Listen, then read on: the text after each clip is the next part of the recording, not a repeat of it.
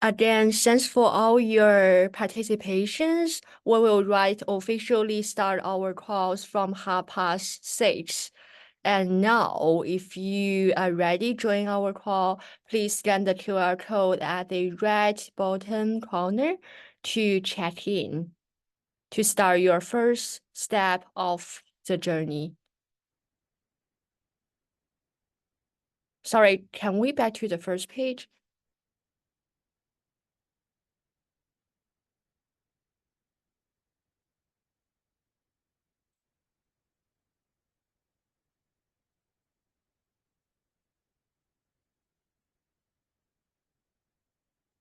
Sorry, Qiu Yuan Kai. You can share the screen now, but we stop at the first page.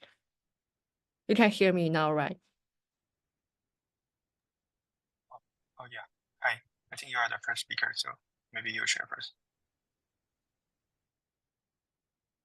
Yeah, let's stop at this page for a moment and wait for 2 to 3 more minutes, and then we will officially kick off the session at 6:30. And thanks for all the joiners. I saw that sorry, you're speaking, right? Sorry, I saw that we already have like nearly like nearly 70 joiners so far. Is the numbers is increasing fast. So if your classmates, your friends, your +1 don't know the entrance of this live streaming of this Zoom webinar so far, please do feel free to share the link of the entrance, the link that you join here, to your classmates, to your +1. Welcome all to join us for our sessions. Today's session will be talking about big data. So if you already joined, please feel free to remember to scan the QR code at the right bottom corner, and then start your first step of the tech immersion journey.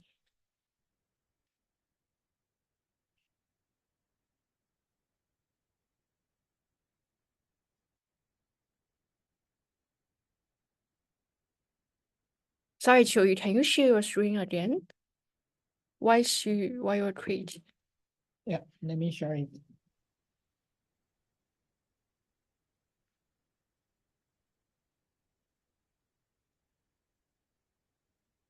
Again, welcome to all the joiners to today's session. We'll officially start the session now. If you didn't scan the QR code at the left, at your right bottom corner to check in, please do remember to do so. Now, we will welcome our two speakers and hand over to speakers. Okay, so hello everyone, good evening. So welcome to the first session of TikTok Tech Immersion. So my name is Luo Kai. So together with Qiu Yu, we will give you the introduction to big data. So the topic is about big data. So big data has been a very hot topic for many years already. So especially now with the advancement of artificial intelligence, the ability to collect and process big data can make or break any ambitious AI project, as well as any AI relevant companies, such as TikTok. Right. So big data by itself is a very big topic. It encompasses big data connection, big data processing, big data analytics, as well as big data machine learning, as well as, of course, artificial intelligence. As an introduction session, we won't be able to cover everything, of course. So instead, we will just focus on introducing the most fundamental technology in the big data era, the Hadoop framework. So probably first, let me just walk you through the agenda for today. So we have in total like 5 sub-sessions. I will take the 3 section, and Qiu Yu will take the last 2 sessions. So in the first part, I will introduce the big data framework at TikTok, set the tone, what's the big data problem in TikTok, and also introduce Hadoop and the core pillars of the fundamental Hadoop, the HDFS, and MapReduce. Chu will bring you about more recent and very popular recent advancement of big data technology in the Hadoop framework, that is Spark. So without further ado, let's jump into the topic. Okay, so before we do that, probably let me just do a quick self-introduction. So my name is Kai. So I'm a machine learning engineer at TikTok risk control team. So I finished my PhD in information system and analytics in National University of Singapore at 2020. So my focus was in healthcare big data. Before joining TikTok in 2022, I joined the TikTok in 2022. I currently working as TikTok live risk control. So I have been in Singapore for 8 years. So coincidentally, it's also 8 years that I have been working with data science and machine learning. So the classic introduction to most of the big data courses will always start with the 3 big V's. And I believe now is the 5 big V's. But I don't want to talk too much about how we define big data because you can find it pretty much everywhere, right? So I will just instead put them into the context of TikTok. So we focus on the most classic big 3 V's, the volume, velocity, and virality. So as you know, in TikTok, we have a DAU of more than 1 billion users. So that means even if one user every day will generate only 1 data point, we will need to deal with at least 1 billion data points every day. But in reality, every user will generate probably hundreds and thousands of data points every day.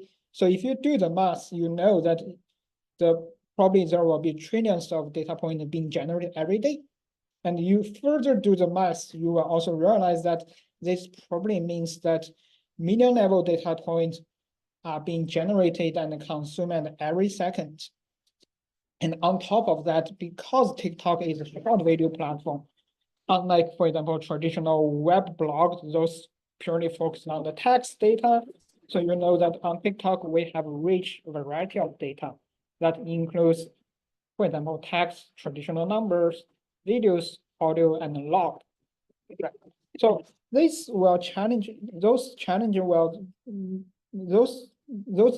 problem will means there will be some challenging in TikTok. It's how we handle those big data. So the challenge on TikTok is, if you are using TikTok, you must have experience receiving fun and creative content for your page. And nowadays, of course, everyone knows that it's thanks to TikTok's awesome algorithm. Behind the screen, the recommendation algorithm is supported by a comprehensive big data framework that is capable of processing those data and prepare it for the recommendation engines. So you can see real-time recommendation at any time you go into the platform. So here is a rough overview of the big data solutions solution framework that we have applied in TikTok. So as you can see beneath the top layers, the application layers such as recommendation and advertisement, there is a whole suite of infrastructure built on top of multiple distributed data center that aim to provide high performance data processing capability while maintaining reasonable costs. So here at the bottom layer, the hardwares, of course, in TikTok, we are a global multinational company. So we will have multiple data centers that actually located in different places on the earth, for example, in Europe, in Singapore, and in the US. Right. So, and on the infrastructure layer, naturally, I think if you pay attention to big data, at least the news in the past, you will notice some of the names in the infrastructure layer might sound very familiar to you, such as, for example, HDFS, MapReduce, Spark, or Kafka, everything. So they are actually the components of the Hadoop big data ecosystem and the topic for today. So introducing Hadoop, some people might say that Hadoop probably is just a database, which is entirely, of course, not true. Hadoop is born to solve the problem that traditional database cannot handle in the big data era. So by traditional database, we generally means that the traditional relational database, the famous one probably you can heard of is Oracle, MySQL, or Microsoft SQL Server, extra. So there are several disadvantages that limit those traditional relational database in handling big data. So first of all is that relational database handle tabular form of data, which simply means that data is in table form. So which is no longer the singular data form in the big data eras that we mentioned about the variety of data in the current big data era. It's not only about the tables, but also about text data, unstructured text data, or semi-structured video, everything. Right. So more importantly, traditional data relational database also suffer one critical flaws in the big data era is that it often requires centralized data storage and processing, which means it generally need to have a single very powerful machine that can handle heavy calculations. This limitation makes traditional relational database very expensive to scale up.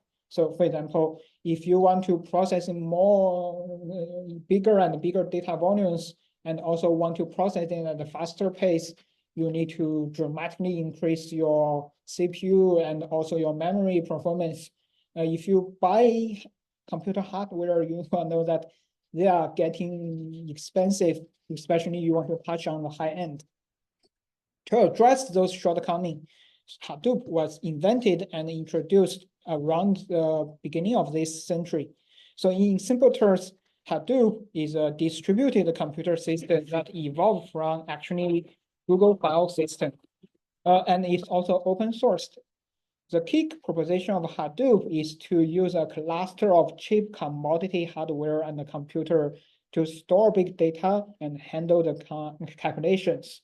So as we mentioned that it's mostly using commodity hardwares, not like those high-end, high-performance hardwares.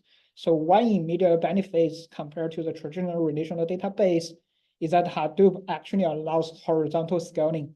So in this case, essentially means when you need to scale up your operation or you need to scale up your cluster or calculation, you just need to add more and more of those cheap commodity hardware instead of pushing on the upgrading your central super expensive high performance core machine. So besides scaling with the distributed computer clusters, Hadoop was also designed to have those following key features. So first, it needs to have fault tolerance. So that means partial hardware or network failures can be recovered fast, not needed to whole system being down for a very long time.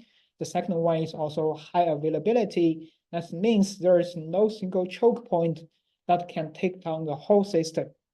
The last one is also the most important one is called data locality. So the principle is that moving computation to the data is much cheaper than moving data to the computation. So this is a very important principle, but also a very tricky one to understand. I will introduce, of course, cover this later in the chapter later, but not right here, right now. So to support those features, Hadoop actually built a whole ecosystem. Actually, there are so many components in the Hadoop ecosystem right now. But for the sake of time, we will just need to focus on the core of Hadoop today. So without introducing every component, I will reduce it to 4 core components. The Hadoop comment, the core library or repository that contains the core Hadoop code that is written mostly in Java. And also the HDFS Hadoop distributed file system is how Hadoop stores the distributed big data.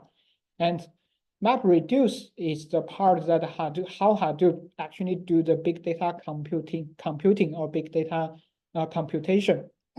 So the last component is the YARN. We call it yet another resource negotiator is the Hadoop's main resource negotiators. And out of the 4 components, today I will just introduce and focusing on the middle 2, the Hadoop HDFS and MapReduce. one corresponding to how Hadoop handle and store the big data, and another is how Hadoop actually do the big data calculations. So first, let's focus on the HDFS, Hadoop distributed file system. So what is HDFS? So HDFS is, as I mentioned, is the storage component of Hadoop, essentially how the big data is stored in Hadoop. Notice that HDFS is actually a file system, not a database. In Hadoop, there is also database component which is built on top of HDFS, which means HDFS is a lower level structure than database, and is where the actual big data is stored. We will not introduce the Hadoop related database today. Of course, we'll just focus on the HDFS. The files in Hadoop ecosystem, HDFS can be traditional files such as a very big CSV file or Hadoop unique files. So let's take a one very huge CSV file as an example. So let's say now you have a 10 gigabits or even 10 terabytes CSV file that you want to store somewhere in the Hadoop or HDFS systems. So in normal file systems, a file is normally stored as a whole in your local disk and give some metadata that can point to where the big file is stored in your disk. But in HDFS, the 10 gig data will be partitioned and stored across a distributed cluster. So by cluster here, I mean a cluster of computers or a cluster of nodes. Here, the partition essentially means Hadoop will break the huge file apart. By default, Hadoop will partition any file into 128 megabytes blocks. In this case, the 10 gigabit CSV file will be broken down into 80 partition blocks. Then HDFS will further automatically distribute those 80 blocks to the cluster of distributed computers. And also, again, by default, each data block will be replicated exactly 3 times. I think number 3 is a default number, but in different systems, they might configure differently. For example, some people might do 2 copy, and you can also do 4 copy. So HDFS, once upon the replication of the data, HDFS further make those replicated data block to be stored on different nodes in the cluster. So that means each data block, for example, if you replicate it 3 times, it will be distributed into 3 different nodes. No 2 replicate of the same data block will be stored in the same node. So in this case, this is how the 10 gigabit CSV file is stored in HDFS. So you might ask, how does HDFS does this kind of partition and re-replication? So the answer probably is that the data redundancy, the aim of having this data redundancy is to improve the whole system's fault tolerance. So in this case, for example, let's also still using the 10 gigabit CSV file. If you just store it in one computer, if that computer disk fails or the whole computer system is crashed, then probably you not only lose the access to that data, you lost the data itself. Replication in Hadoop makes sure that even if one node fails, one computer fails, you can still have access and you can still have the capability to process data from the replicated sources. So naturally, it will be an extremely rare event that all your 3 data replicas is destroyed at the same time. So this is how Hadoop ensure that the stored data is robust against the fault tolerance. The second question is, why does it need to do partition? So this is also the design to improve the system's robustness against the fault tolerance. So for example, if it's just one whole file, the 10 gigabit file just exactly stored, replicate 3 times, you can distribute it at maximum 3 cluster or 3 computers to store the 3 replicas. But in this case, as we mentioned, Hadoop actually partitioned this 10 gigabit file into 80 data blocks. So that means you can store the whole data in a much wider range of nodes in the cluster. Probably more than 100, that is also possible. Then each cluster itself will have part of original data. This will allow you to process the huge CSV file on a wide range of computers, not only vastly improve the computing speed, we also can cover this probably in the later part, but for now, we just focus on the HDFS itself. So if the example I talk about the 10-bit CSV is too abstract for you, then we can probably using more visual example to better explain HDFS. So this illustration is actually telling you what is HDFS architectures. So in general, there are three types of nodes in HDFS. Name node, secondary name node, and the data node. So this is actually a master-slave framework. Of course, I prefer not to call it master-slave framework. It's a star framework, or we can say that. So in this case, the name node itself is a master node in the HDFS architecture. It's the bookkeeper of the whole system, so it actually handles two critical tasks. First is to keep track of which part of data is stored on which node. We mentioned that the data is actually being partitioned into different blocks. So you need to keep a track of which data block actually is stored on which node. Essentially maintain a map to the data. The second one is to performing load balance. So to essentially ensure that the distributed cluster, when storing the huge files, it has some best performance. So the data blocks need to be reasonably evenly distributed among all data nodes for the whole cluster to have the best performance. So for example, in this case, if all data is just distributed to a few nodes in the cluster, then you have a wide range of empty nodes in the cluster that defeat the purpose of having a distributed system itself. So it needs to do node balancing.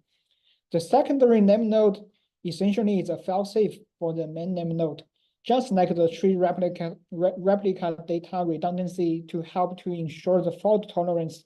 The secondary name node keep a track of all the changes that actually happen in the main node. And in the case of failure in the name node, it can recover fast and set up the back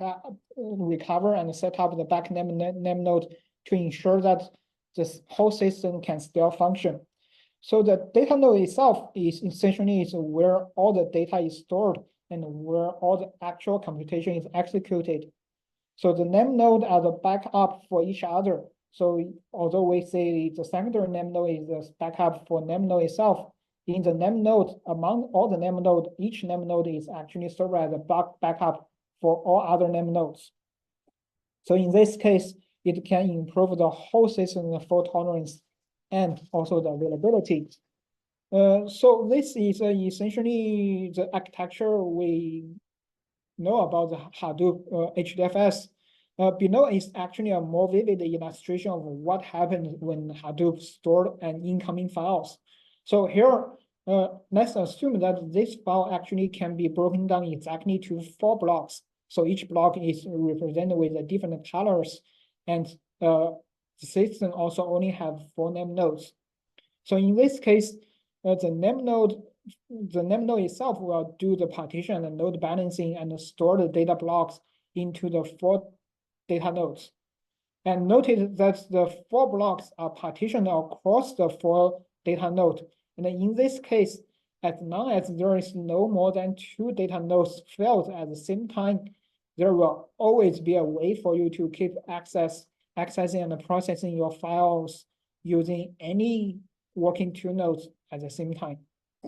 So given the general reliability of nowadays commodity hardware, so multiple name nodes failing at the same time should be extremely rare event. That's the whole system itself generally is very robust against the, for example, random machine failures. And also there is a secondary name node in the backup to ensure that in the event that if the main name node fails, it can take over the main name node, still keep the system running. So I hope this illustration help you to understand HDFS much more clearly. And the last part I want to introduce about HDFS is the warm principle. So exactly it's write once and read many principle. So this one is about how HDF handles input and output, or in computer terminologies, I/O of the whole system. So the write once, read many principle means that for each files, we will exactly write it once, and we will prevent later modification to the files, except for appends and truncate. Why we need to have this principle? This is exactly due to that the data is partitioned and replicated 3 times or multiple times and distributed into the cluster in HDFS. So in this case, modifying a system will lead to costly operation in the file system. So the operation includes, for example, if you want to modify certain values in the middle of your files, you need to first retrieve the partition where that data need to be modified. And also once you retrieve the partition and you do the modification, the partition actually change. So you need to do repartition of the files and do the replication again and modify the partition and distribute the partition into the blocks.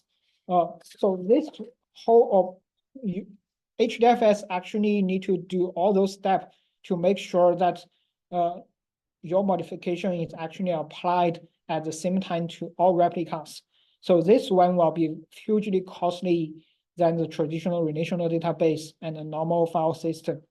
So Hadoop enforce this write once and read many principle will not only allow the append and truncate operation. So if you think about append and truncate operations, essentially that means the system only allow you to add and delete some data block at the end of the whole block, whole partition sequence. Essentially is a new write operation.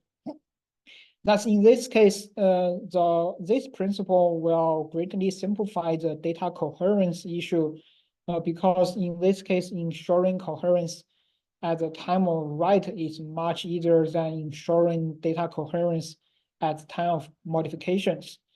And because there is no concurrent modification, every data block will be available for access as long as it's not being overwritten. So this will also greatly enhance the data throughput of the whole system. But what happens if you really want to modify some files in HDFS? Unfortunately, in this case, you can only overwritten the whole file, essentially delete that file and write a new file again. So this is a trade-off that Hadoop or HDFS is making to ensure that to essentially trading off the flexibility of read and write of the files in favor of high throughput and high availabilities. Okay, so it's pretty much all I want to cover about the HDFS. So next part, we will move on to how Hadoop actually handles the distributed computing, or in this case, the MapReduce. MapReduce is also first introduced by Google back in 2004 by Jeff Dean and Sanjay Ginwat.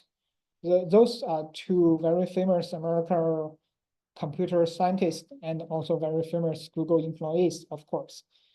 So actually, this MapReduce is the core building block for Hadoop to perform this parallel and distributed processing.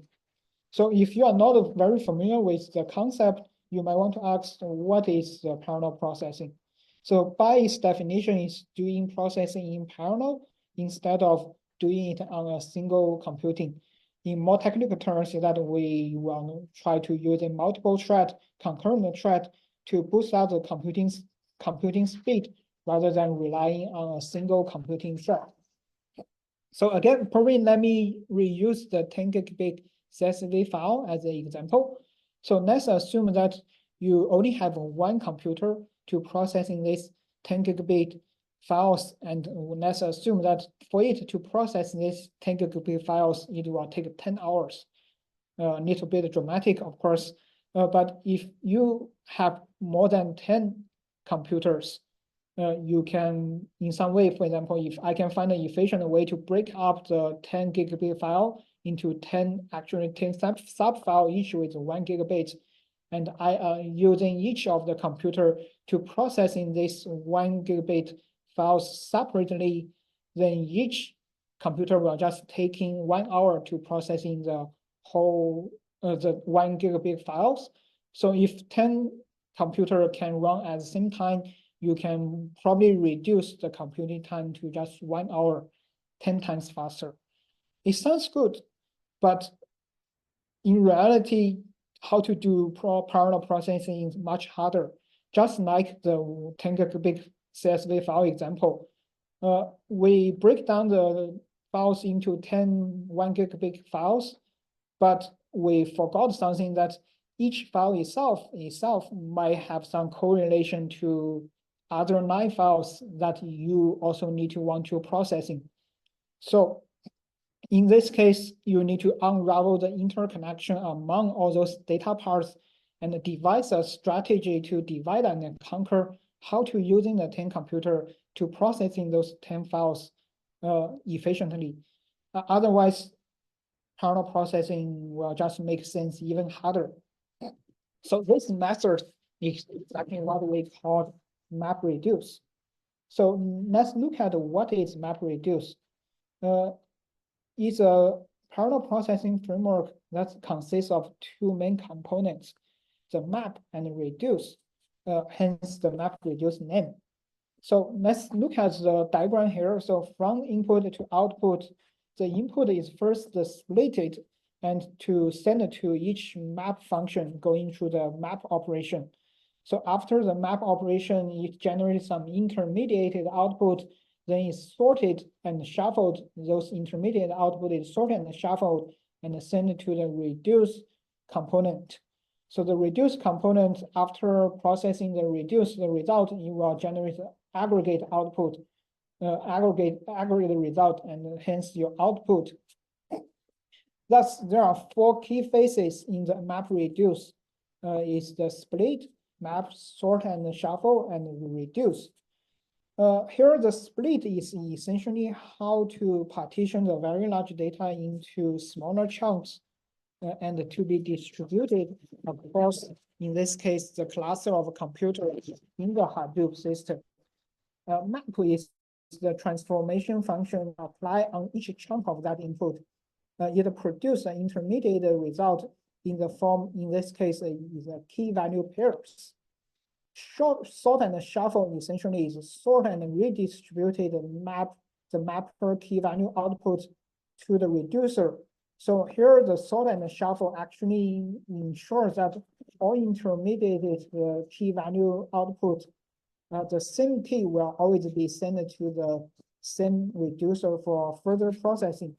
So the reduce is to apply the reduce function to the data to get the final output.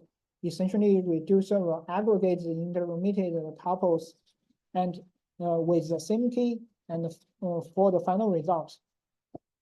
So why does this framework works? How does it solve the parallel processing problem we mentioned earlier?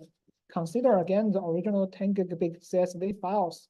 So the key challenge for us to do the parallel processing on the 10 gigabit CSV files is how we can kind of efficiently compute the implicit connections between each of the 10 each of the 10 1 gigabit files that we break apart. So here, MapReduce actually handle this implicit connection through generating those key value pairs or key value tuples, which is the intermediate result between map and reduce function. The goal is to have the implicit connection content in each key generated in the intermediate result. So there is no more implicit connection between those keys that you need to do further handling.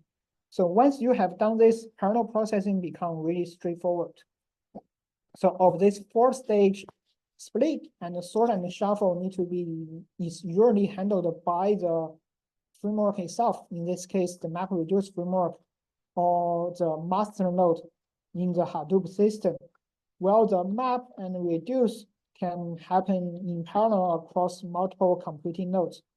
And as an end user, you just need to design the map and reduce function without even look at how the splitting, sorting, and shuffle part is actually being implemented.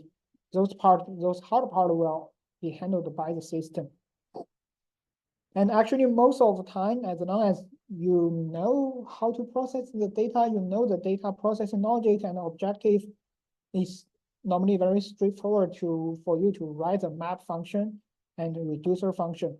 So for example, although I mentioned that the Hadoop is generally written in Java, but it actually allows you to write the map function and the reduce function in Python, then plug into the whole system. So it's very easy for you to develop. And if you just want to using some standard SQL query, the standard SQL query actually the Hadoop system already provide you with the wrappers of available map and reduce function to implement various SQL functionalities. So here, let me borrow some excellent illustration example of MapReduce from some online source. So here, the objective is to just simply do a word count.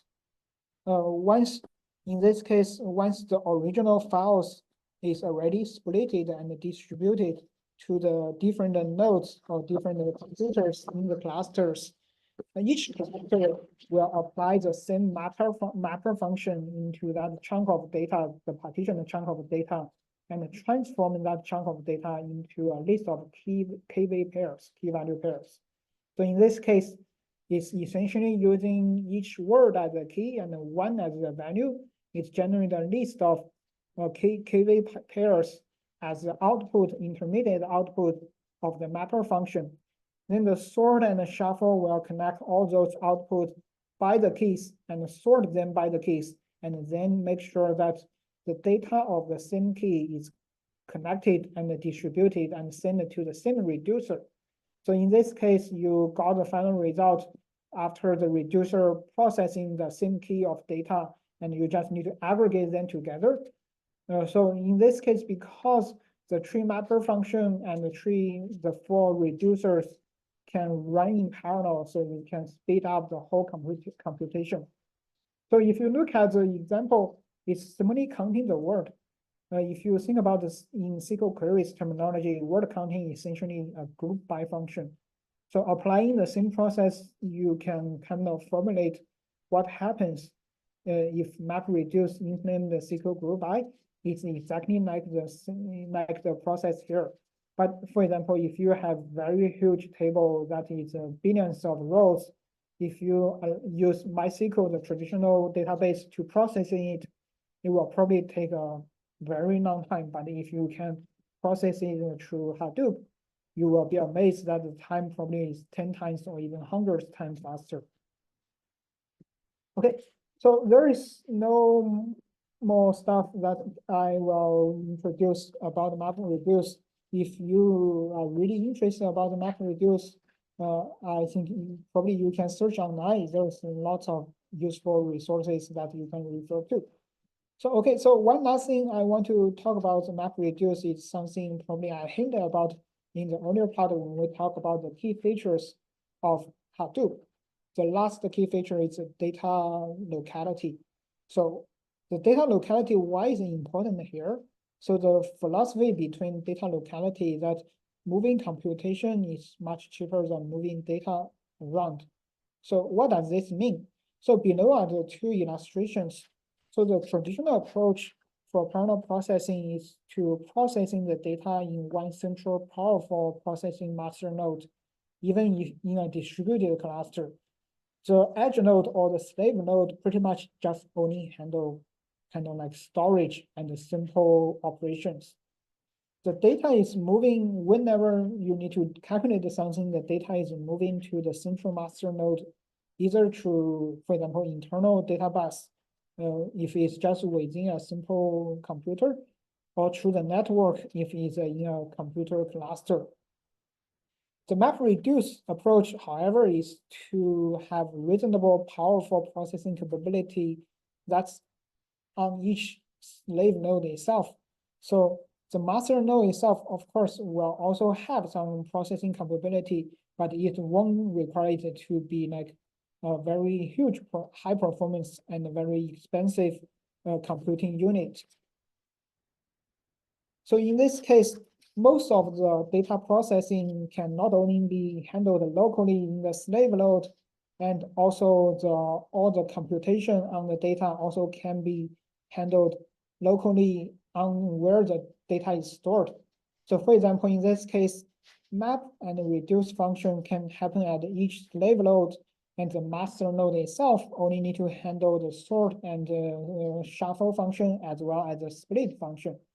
And because in this case, only the intermediated output by the mapper function need to be transported around the network. You can imagine that intermediate output compared to the raw data set should be much, much smaller. So hence the benefits you will be much faster. But why is it cheaper? So you might want to ask this. It also turns out that transmitting huge amount of data across network, especially over the internet, is also very costly and inefficient. So it's actually true. There is a true and interesting story that when some big IT company want to do data migration from one data center to another data center, what they do is often not to transmit or transfer the data over the internet or over the network, but to copy the data into hard drive and using lots of trucks to transport those hard drive into the new location and being reinstalled. Not only is this much more cost efficient, and also because internet, even if the internet now is like really advanced, the bandwidth of the internet still is limited. If you want to copy and transfer whole database of data through the internet, some calculation will tell you it will probably take years. So the story vividly tells you that in the era of big data, data can be much more expensive than hardware itself. So the Hadoop design and the Hadoop principle philosophy fit very well into this new dynamic. So above is all I want to share with you about the first part of the course about big data. So we cover about the big data problem faced by TikTok, and we also introduce the underlying big data framework used in TikTok, in this case Hadoop, and also the two classic core components in this early Hadoop release, the HDFS and the MapReduce. Although MapReduce is a very powerful and the first of its kind framework, by today's standard is still relatively outdated. Now the new frameworks such as Spark is actually getting more buzz and become more popular, and it's actually being widely used and adopted in TikTok as well. So next welcome Qiu to give more information about Spark. Thanks, Kai. Thanks, Kai, for the wonderful sharing. Okay, let me start my sharing.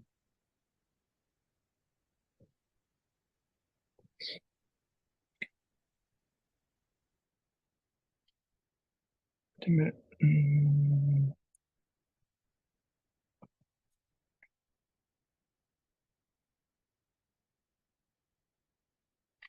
Okay, so hello everyone, it's my turn. And first, let me give you an introduction. So about me, I finished my PhD in operations research from NUS in 2022. And my research will focus on the reinforcement learning, supply chain management. And I joined TikTok after my PhD. So now I mainly work on the TikTok live transaction integrity. And a little bit more, I already stay in Singapore for 6 more years. And also during these 6 years, I'm mainly working on those problem with data science and machine learning. And okay, so for today's sharing, my part is about Spark, and which is an open source unified analytics engine for large scale data processing. And for my sharing, there will be two parts. The first part is about what is Spark, and basically I will introduce you the history of Spark and also some key components of Spark, and there will also be a comparison of the Hadoop Spark. As Kai mentioned before, Spark indeed introduced some new feature which make the Spark more powerful than some counterparts in the Hadoop system. And in the second part, I will introduce you the Spark architecture and also like how Spark works. And at the very end, I will introduce you some applications of the Spark. Okay, so let's get started. First of all, histories of Spark. So it starts from 2009. So this is a project at the UC Berkeley, one laboratory at the UC Berkeley. And on the very next year, it was open sourced under the BSD license. So actually in 2012, so Spark introduced some feature something called RDD.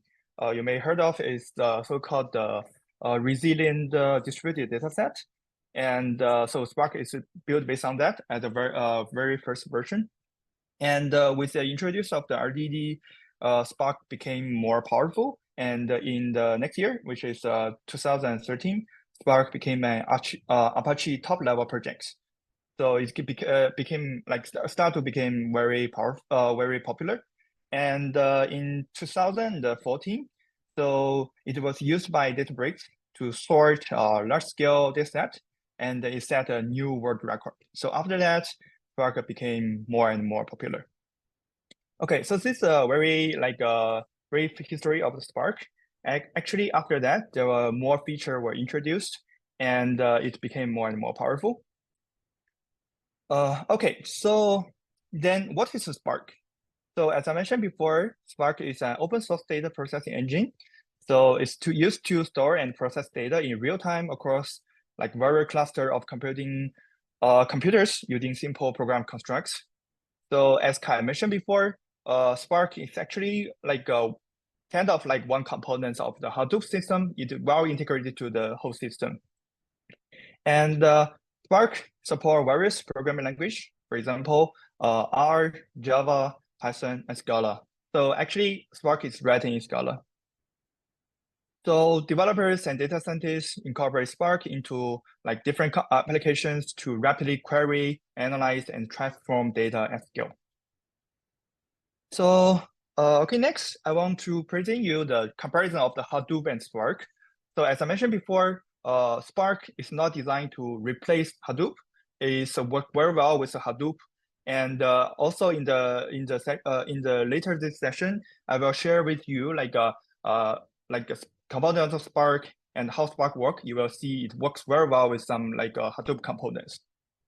So here I just want to like emphasize some like advantage of Spark comparing to some like counterpart in the Hadoop system. So first of all, as Kai mentioned before, so in the Hadoop, it processing data using MapReduce. So I won't say it's very slow. It's relatively slow comparing to Spark. So Spark can process data 100 times faster than MapReduce. So the reason why it can done like 100 times faster because it's done in memory. So what does this mean?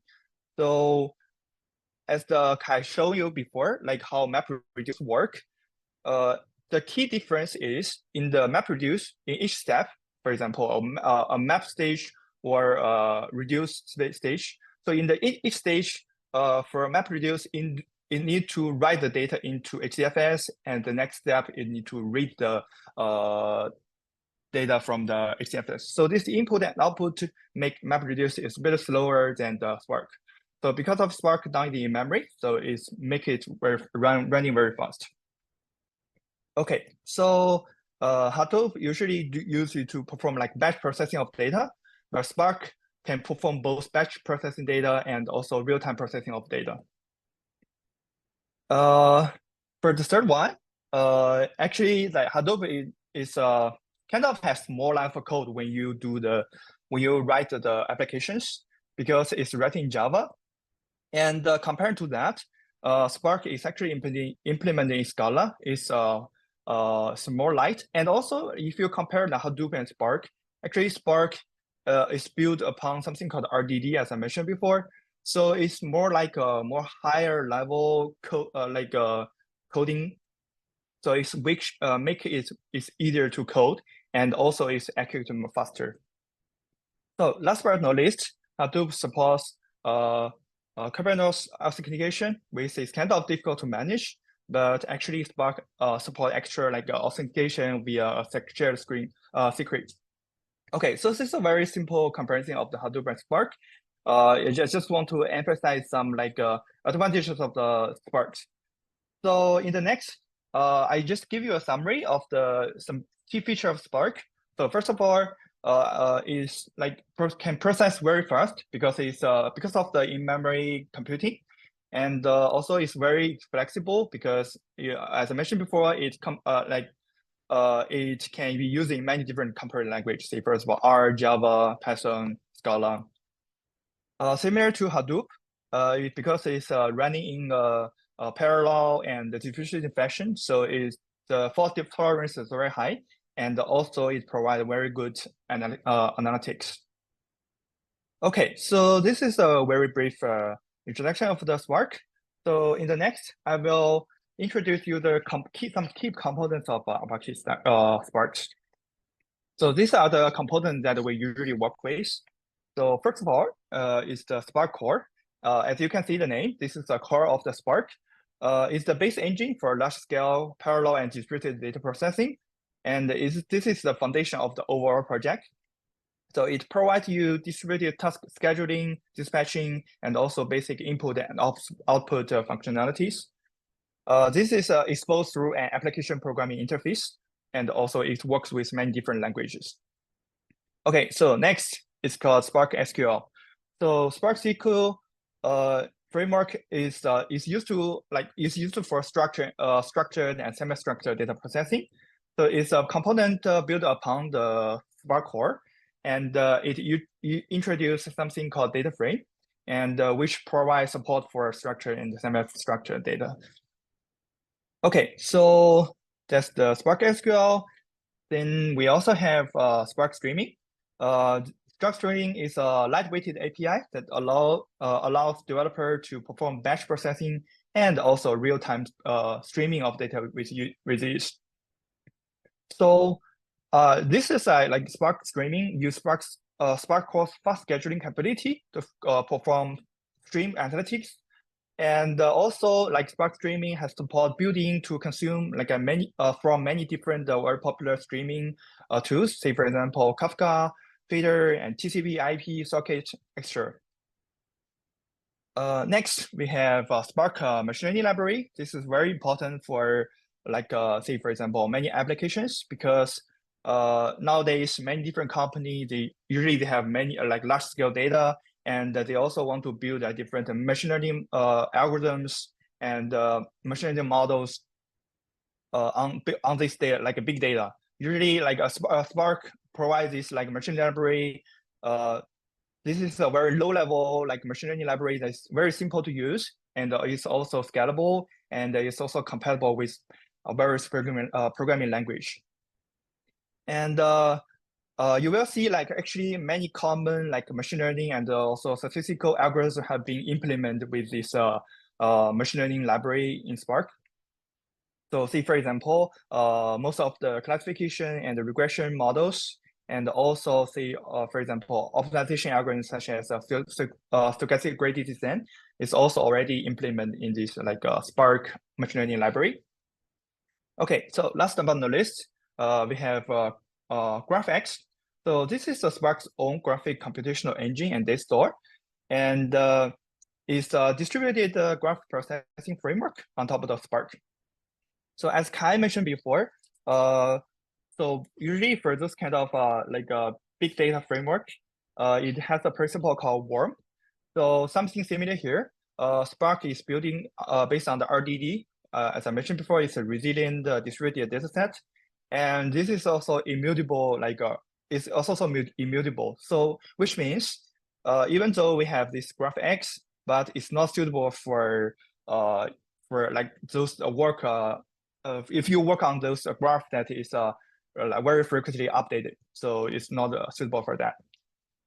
Okay, so these are the like key components of Apache Spark, and in the next, I will introduce you the Spark architecture and also some applications based on the Spark. Okay, so basically this is about like how Spark works. So I will first give you a very brief like introduction of the different components of the architecture, and later on I will maybe walk you through the whole process. Please, for example, give you an example. So Spark is similar as the MapReduce. It's a master-slave architecture, which consists of a driver that runs on a master node code, and also there will be multiple executors which run across the worker nodes in the cluster.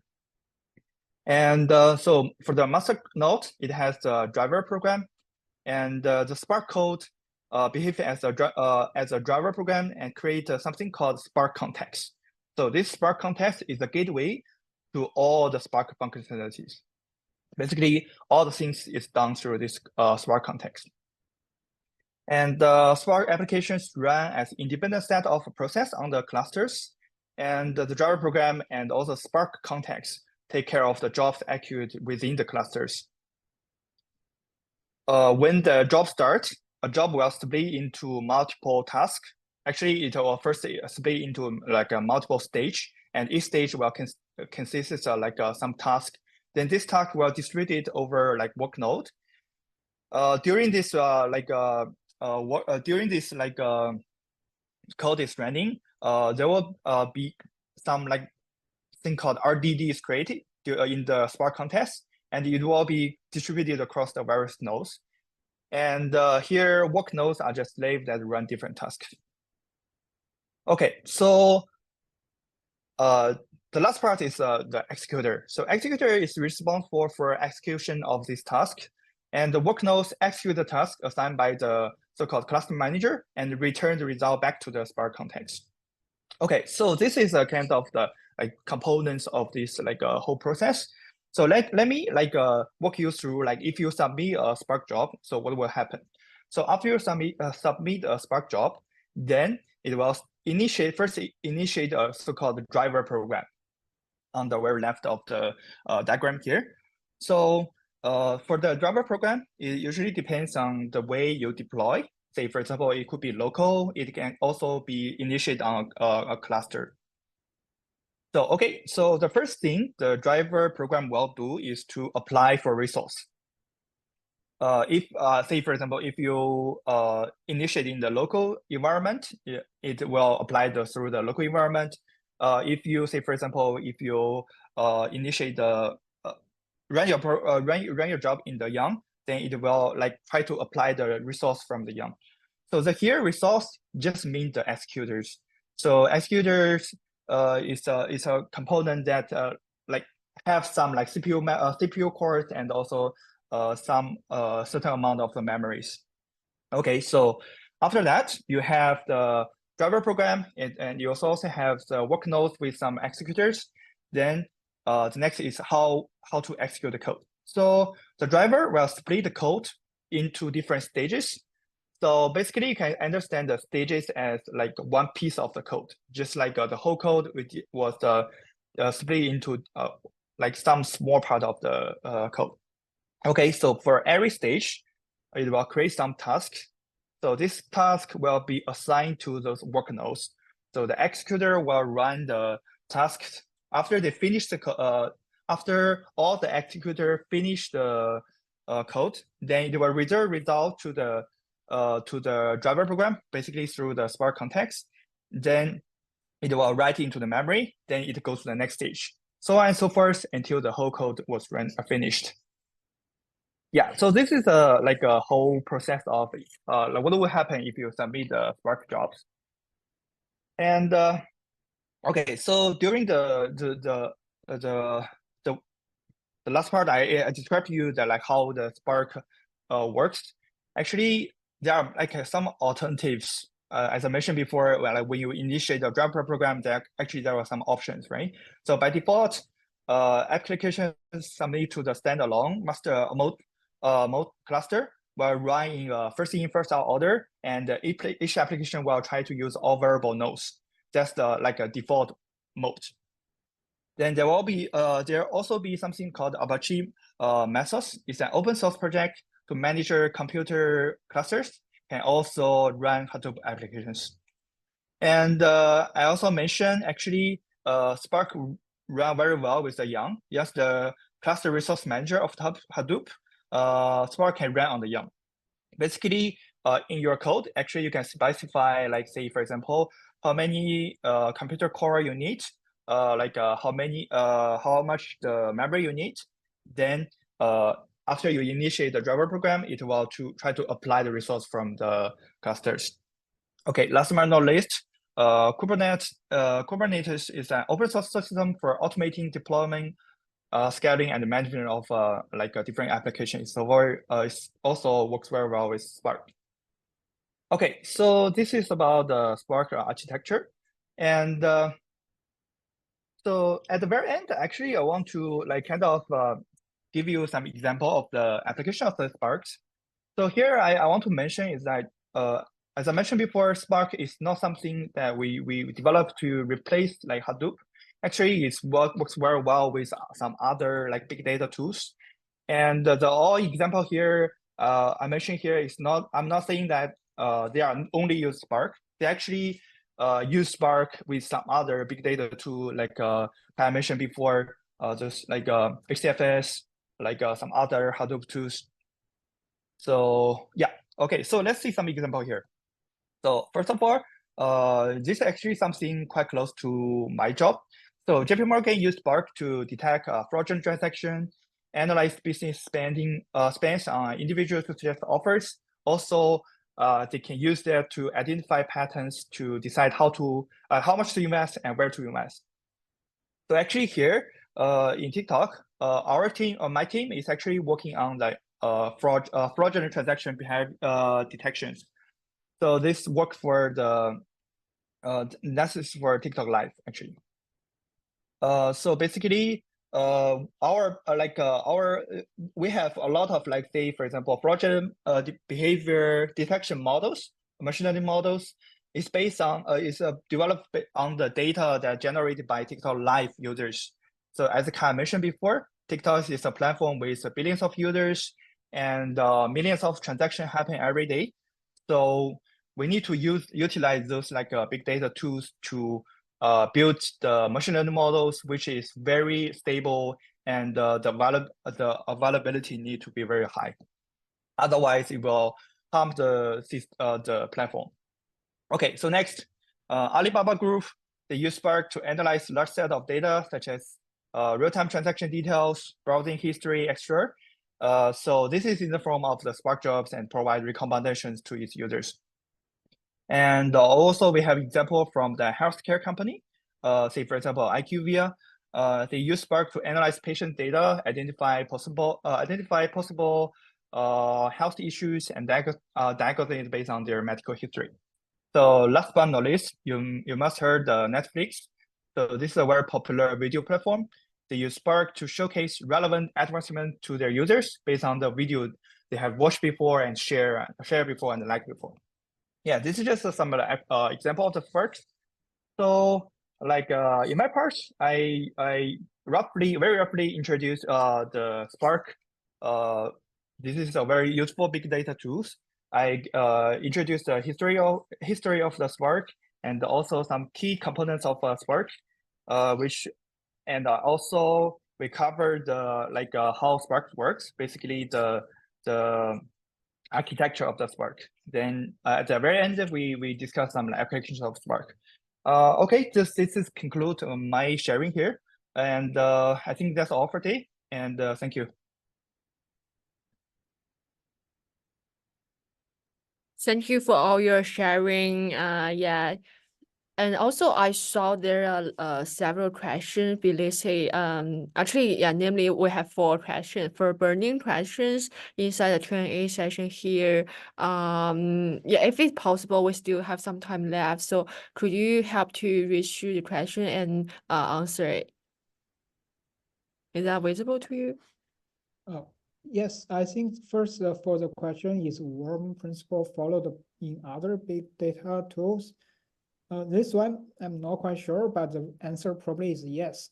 Once you understand why worm principle is important, you will see that it's a common principle that will be applied to any big data tool that will handle distributed cluster or the distributed processing. So the answer is probably yes.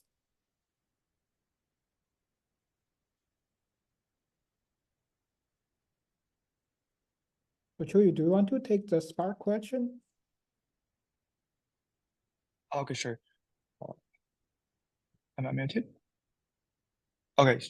Yeah. Okay. I see. The question is, since it was present with that Spark was several advantages over Hadoop, why is Hadoop still be used? In which scenario Hadoop is more suitable for use than Spark? Oh yeah.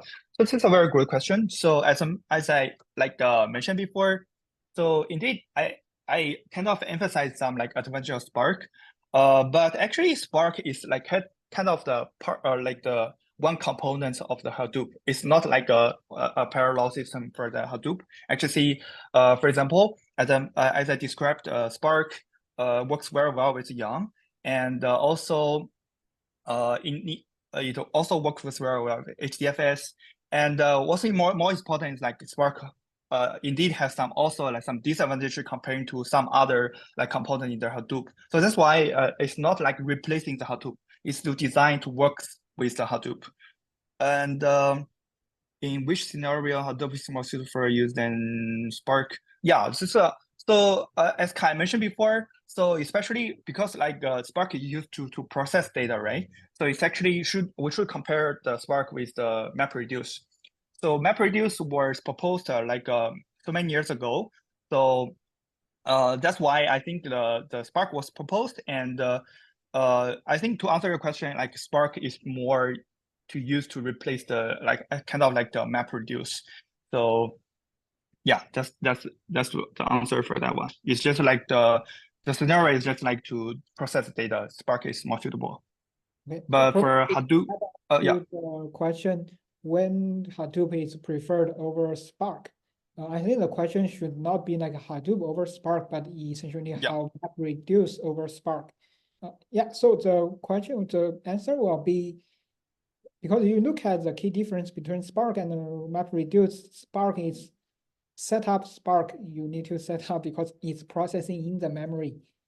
It's very costly to have huge memory. So for example, I can tell you that in TikTok, when we set up the Spark cluster, the cluster itself need to have a memory, probably, if I'm correct, is few terabits, right? True, is that correct? Yeah, that's true. Probably hundreds of terabits memory, and need to also have thousands of cores. That one is very costly. So if you are the one, you are the type of company, startup don't require this very high performing Spark applications. You just need to handle some normal Hadoop processing, distributed processing. I think cost benefit, you will probably choose Hadoop or you choose MapReduce over Spark.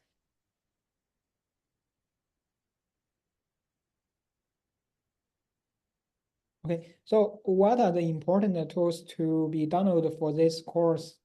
So of course, I think you can try to run Python, but Python is not directly run on the Hadoop. If you really want to try Hadoop, try MapReduce, try HDFS, also try Spark. There is a way for you to download and install Hadoop in your local laptop. No problem, because Hadoop is a open source system. But you need to remember that it's distributed to the Linux system or operating system. So if you want to install it in your laptop, you need to set up some virtual environment for you to install Hadoop and to try everything. I think there is abundant tutorial on the internet you can search for. And if you are really interested, I can probably also tell you that you can find a way, for example, a few friends of yours get together, have your personal laptop, 3 to 4 personal laptop. You can try to set up a cluster, a pseudo cluster of Hadoop based on your own own tree for laptop. That is pretty challenging, but if you're really interested, you can try that out as well. So for SQL Hadoop, I think Qiu actually mentioned about there is a Spark SQL. Probably MySQL, those kind of database is not directly implementable on Hadoop, but there is something called HBase, is a Hadoop version of SQL, but it is a Hadoop version of NoSQL database.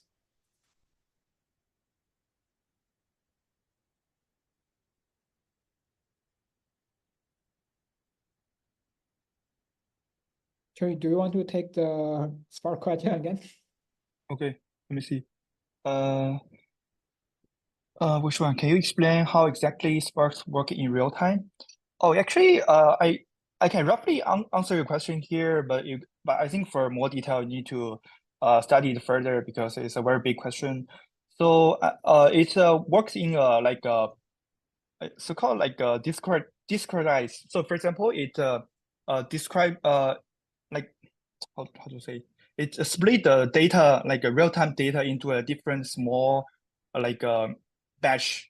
But even though it's not like a real that it's not a real like real-time processing. It split the data into small blocks and then do discretize it and then do the real-time processing. So yeah, I think it's a very big question. So I cannot answer it very detailed. So you can study it further. Okay, so what's next? When the data processing is complete, how do we query and search data? Only SQL. That's how to work with Elasticsearch. Kai, do you want to take this one?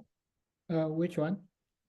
Is it like when the data processing is complete, how do we query and search for the data? Is that only done through SQL? Does Hadoop work with Elasticsearch or some other similar things? So in this case, you are depending on how you set up the pipeline. So for example, if your MapReduce only kind of output the data directly back to HDFS, you will just need to query that. You need to go to that HDFS directory to get your data.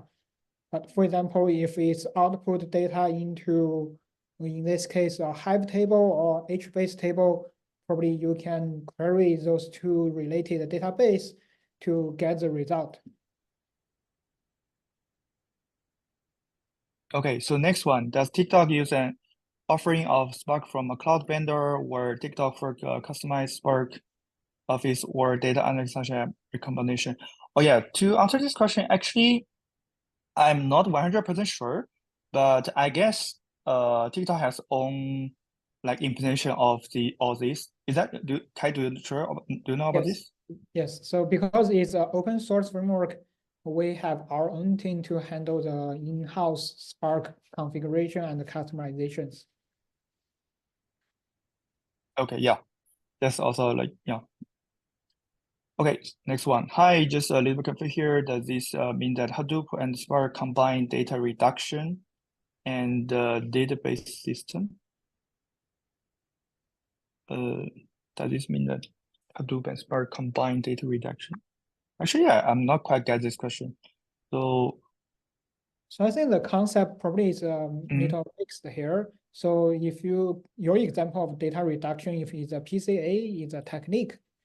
Database system, they are two different stuff, right? But for example, in this case, if we generally refer to PCA as some techniques to processing the data or some data transformation algorithms, yes, Spark, you can add a package, and Spark probably already have a kind of library or package you can use to do PCA. Yeah, if that's what you're looking for.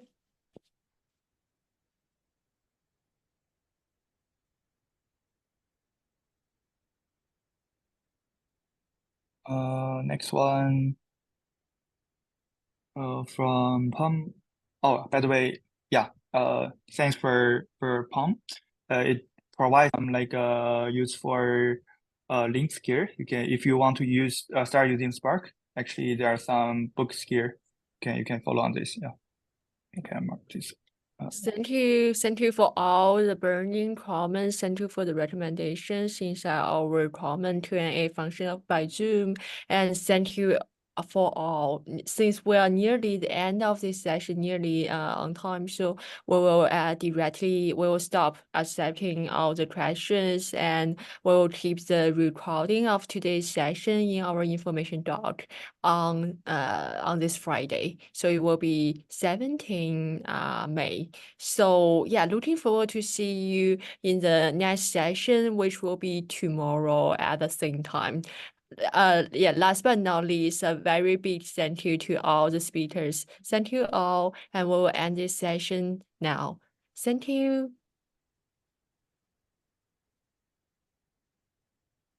Bye-bye. Bye-bye. Bye-bye. We'll end the Bye-bye. session now.